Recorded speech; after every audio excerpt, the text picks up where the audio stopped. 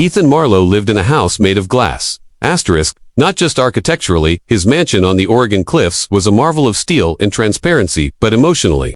After his wife, Rachel, died in a tragic car accident, everything became visible but nothing felt whole. Asterisk, he had money.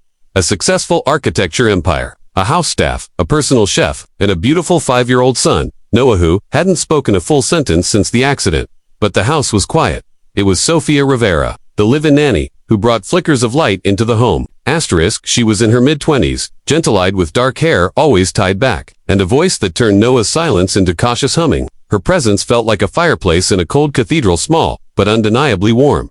Asterisk, Ethan noticed but kept his distance. Asterisk, she was the nanny. He was the employer. Asterisk, that was the boundary. Or so he thought. Asterisk, one evening, as Ethan passed by Noah's room, he heard something rare laughter. Asterisk, he stopped, leaned in. Asterisk, inside, Sofia was on the floor, building a fort of pillows and blankets, pretending to be a dragon. Noah was giggling, hiding behind her, trying to protect her from a stuffed toy. Asterisk, Ethan smiled. Asterisk, but when Sofia tucked Noah into bed and quietly gathered her things to leave for the evening, Ethan noticed something odd. Asterisk, instead of calling for her car or heading to the guest suite, she slipped on a jacket, picked up her worn backpack, and walked toward the back entrance. Alone, curiosity tugged at him. Asterisk, so Ethan followed her.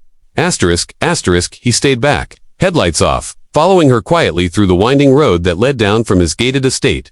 Asterisk, she took a city bus and walked through increasingly rough neighborhoods. Finally, she entered a crumbling brick building with no signage. Asterisk, Ethan parked and followed at a distance. Asterisk, through a smudged window, he saw her wrap 2 small children in blankets, help a frail man into a wheelchair, and begin passing out warm sandwiches to others seated along the wall. Asterisk, this wasn't her home. It was a shelter. Asterisk, and those weren't strangers. They were her family. Asterisk, later that night, Ethan sat in his study, unable to sleep. He looked at her resume at top of her class in early childhood education. Former honor student, but no parents listed. No address beyond a P.O. box.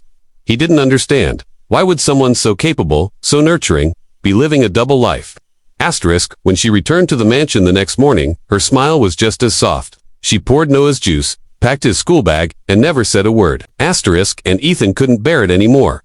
Asterisk, I followed you last night, he told her, gently but firmly, when Noah had left for preschool. Asterisk, Sofia froze, her knuckles white on the kitchen counter. Asterisk, I'm not here to judge, Ethan continued. I'm here to understand. Asterisk, tears welled in her eyes, not because she was ashamed, but because she feared what came next. She told him everything. Her father was once a respected piano teacher, now paralyzed from a stroke. Her younger brother had Down syndrome. When her husband was deported years ago, she became both mother and father. She took the job with Ethan because she loved children and needed the income, but she never wanted pity. I only ever wanted dignity, she whispered. Ethan was silent. Then he said the most unexpected thing. You gave my son life again. Let me give yours some back. Asterisk, a nanny no more. From that day on, things changed. Ethan didn't fire her. He promoted her. Asterisk, he doubled her salary, offered a small guest house on his property to Sofia's family, enrolled her brother in a private support school, took her father to the best specialists. But more than that, Ethan changed himself.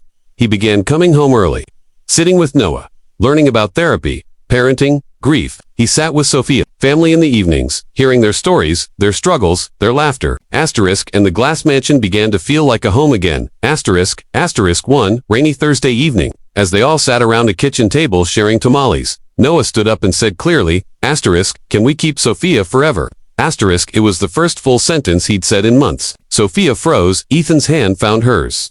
Asterisk, I'd like that too, he said quietly. Asterisk, just as their bond began to deepen, Sofia received a letter, a scholarship offer for early education studies abroad. Asterisk, it was her dream, her escape, her reward, but it also meant leaving. She came to Ethan in tears. Asterisk, I never expected this, but I can't stay just because of you, or Noah. That wouldn't be fair. Asterisk, Ethan smiled, though it hurt. Then we'll support you from here. Asterisk, she packed. She prepared. Asterisk, but the night before her flight, Noah placed a drawing in her lap, 3 stick figures holding hands, labeled, me, mommy, and daddy. Ethan walked into the room. I never wanted a second chance, he said. Asterisk, but somehow, you gave me one. Asterisk, she didn't get on the plane. Not because she was afraid, but because she chose love, a different kind of dream. Asterisk, months later, Ethan hosted a small dinner party on the cliffside garden. Noah stood proudly between them, wearing a bodhi. Sophia wore no veil. No white gowns, just a soft blue dress and a smile that lit up every corner of the one silent house. Sometimes, the people we think are helping us are actually saving us. Not with money, or status, or power but with love, compassion, and the kind of strength you never see until it's all you have left.